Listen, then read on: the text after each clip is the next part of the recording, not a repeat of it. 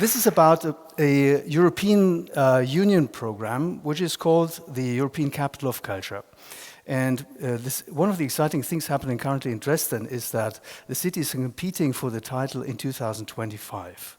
It is actually only the fourth time that the German city will be designated on behalf of the European Union to run such a program after Berlin, actually West Berlin, in 1988 being the first city, clearly as an outpost of the so-called free Western world in the, at that time, heartlands of the communist world system.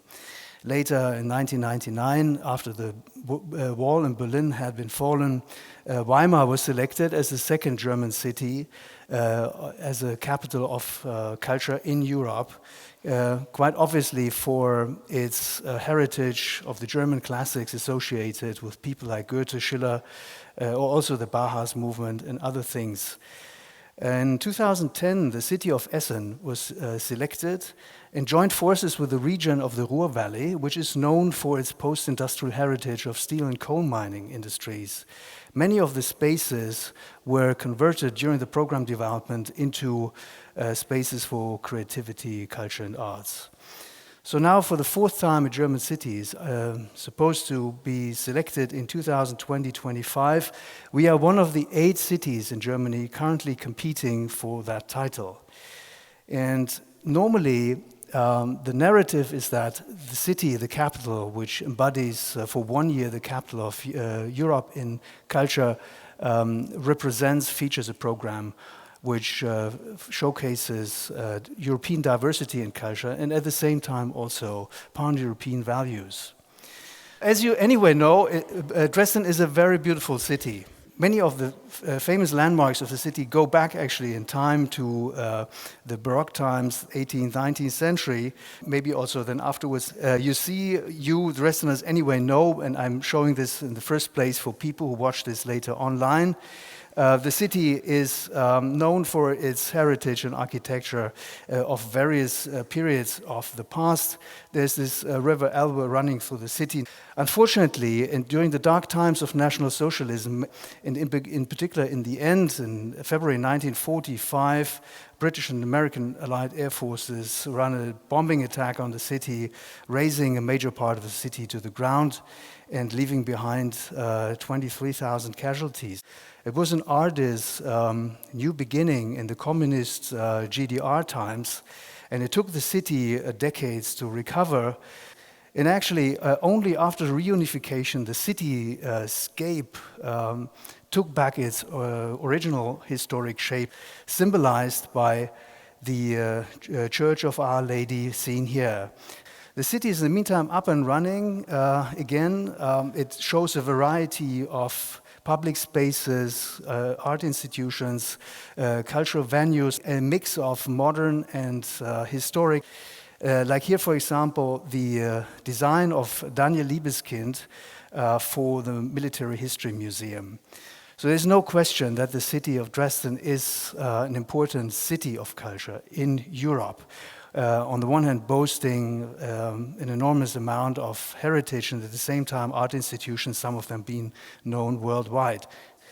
However, we think we have to think about what transforms a city of culture into a capital of culture. And we do think we cannot not address the current critical status our continent is in.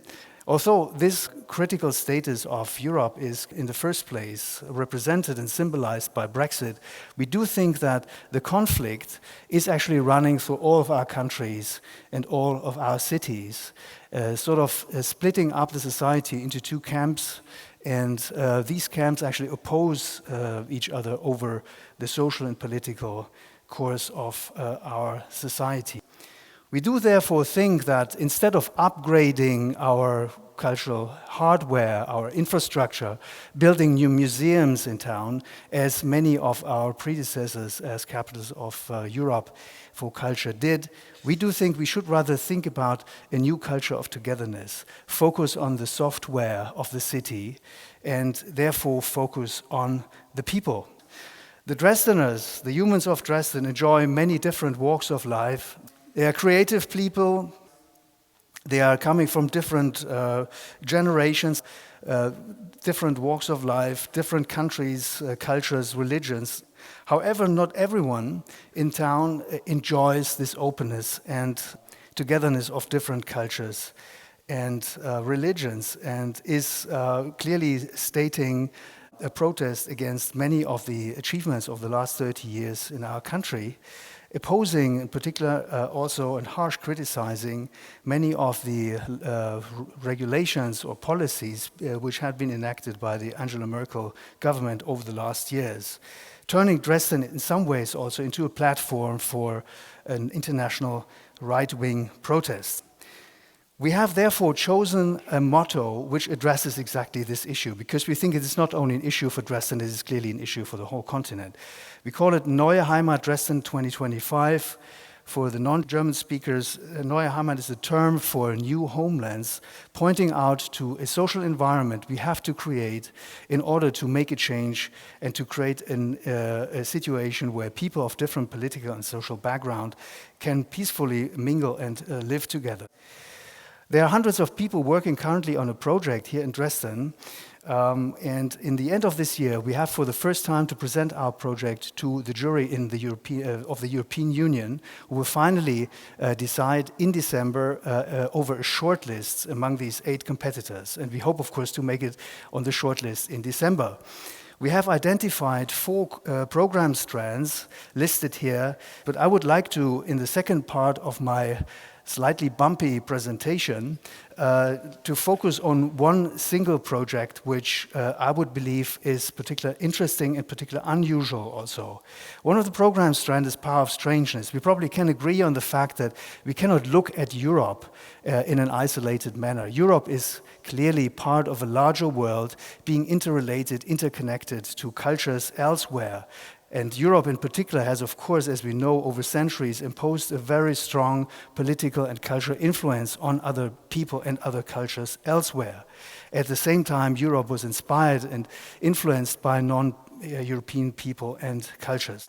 An early example of this is this man who was the first Asian ever taught art in Europe.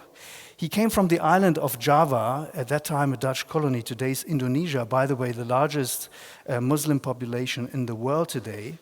So this man spent more than 20 years in the first half of the 19th century in Europe, and a substantial part of this time, as the first Asian ever being taught in art, also in Dresden and its surrounding. Here you see iconic paintings he created after his return to Indonesia, to Java. They are very much influenced by the Romantic painting tradition in Europe at that time. So this is, for example, the eruption of the Merapi volcano in central Java. What you see here is, however, that Raden Saleh, this is his name, Raden Saleh spent the first years of his life as an artist in Dresden, in the surrounding of Dresden. Here you see, for example, an early drawing, winter landscape he created in the surroundings of Dresden near a village called Maxen. This is the same countryside today. And you see that in this countryside, there is actually a very orientally looking building which had been designed by Raden Saleh in the mid of the 19th century. He was commissioned by a man from Dresden who was a great philanthropist and had a house in Maxen. At that time, gathered in his house in Maxen luminaries like, for example, Hans Christian Andersen or Robert and Clara Schumann, but also Raden Saleh. So this story about a man who was the first Asian ever been taught in art and spent here a substantial amount of Dresden already in the mid of the 19th century, leaving behind this heritage, we take as a kind of starting point for looking out into the future and consider what are the possibilities of an interrelation, of an intercultural exchange between artists coming from even that far-reaching, distant places like the tropical island of Java. We approached this man who is one of the most promising artists in Java today.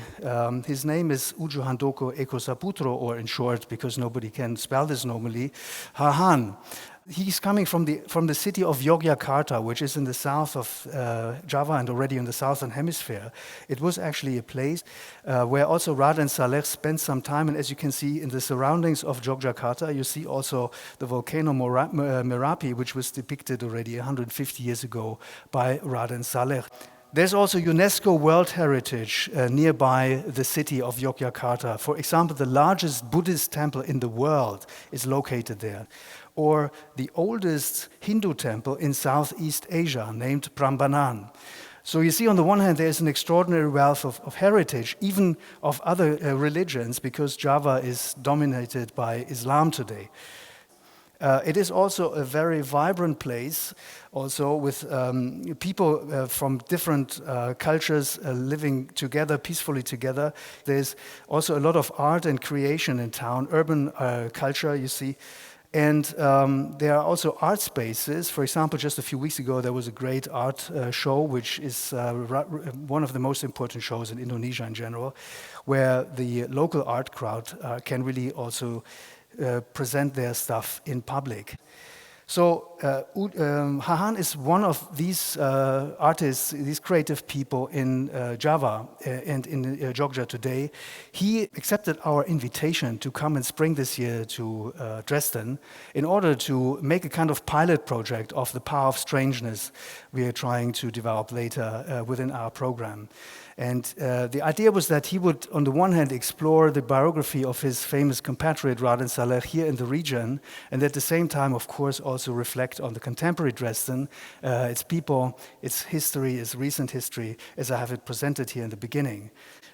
Because we have agreed with Hahan that he would develop, over the next weeks and months, a large-scale painting, 7.5 by 3 meter painting. He is going to currently work on, you see here we have visited him in his studio in Yogyakarta just a few weeks ago, where he's currently working on this painting. This painting is going to be presented in November this year in Dresden. I would like to invite you now already to our show, Neue Heimat showroom in the Hygienemuseum here in town, where we are going to present also this painting as a result of Hahan's research on both the life and biography and experiences of Raden Saleh in the 19th century on the one hand, and also the own experiences Hahan made during his stay. So this is actually a glimpse on the work in progress just from a few weeks ago. In November, this will be presented here, and in the end of our exhibition in Dresden, the painting will be cut up into pieces and traded to all of you, if you want to come to participate in this, in a barter, in order to actually distribute these ideas of Raden Saleh in the city. To sum it up, Neue Heimat Dresden 2025 is, in our eyes, a mission to prove that culture and arts are instrumental means to make a change in our society. Because what we believe is that what joins us comes before what divides us. Thank you very much.